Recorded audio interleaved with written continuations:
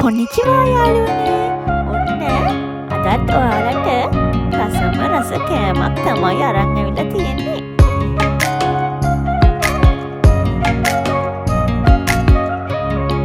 සැරට මිරිස් හොද්දක් තමයි මේ අප කන්න හදන්නේ. যার সঙ্গে যার ভালোবাসা,